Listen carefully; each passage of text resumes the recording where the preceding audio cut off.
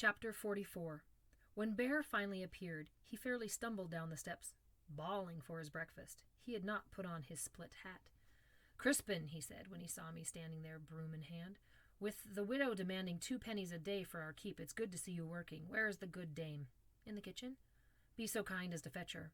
When I did, she had me carry in 2 of her meat pies, plus a tankard of ale, which I set before Bear. "Ah, widow," he said with a grin, "I'm glad the boy is toiling in our bill. For the love of Christ, all need to work honestly for their bread." "And I trust you will too," she said. "So I shall," he said, hand to his heart. "Except this morning I've things to which I must attend. Now, I don't want this boy out upon the town again. It will be a mercy if you keep him busy and so reduce our debt. Can you?" Widow Daventry, who didn't look too pleased, wiped her hands on her vest. "There's always work in the kitchen. Just join me when he's done," she said to me, and started from the room. As the doorway, she paused. "Are you meeting with John Ball again?" she asked. "Widow?" Bear returned severely with a glance at me. "Less said, less to deny."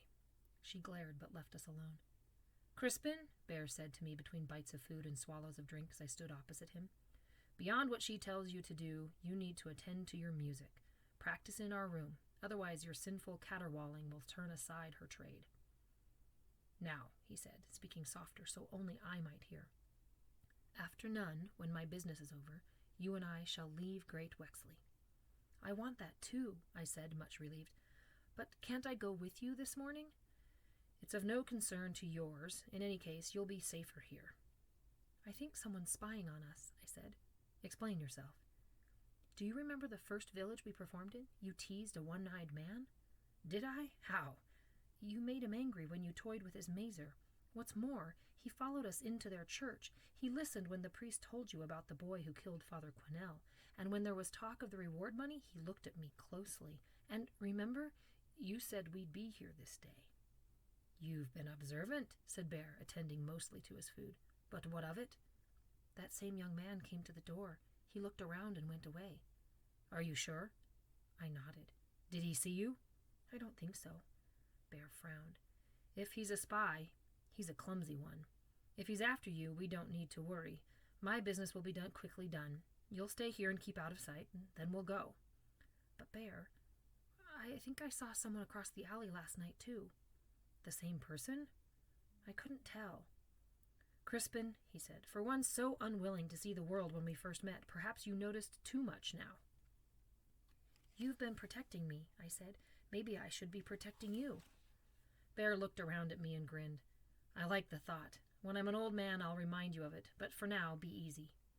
When Bear had fairly stuffed himself with food and drunk down the remainder of his ale in one great gulp, he wiped his mouth with the back of his hand and rose up.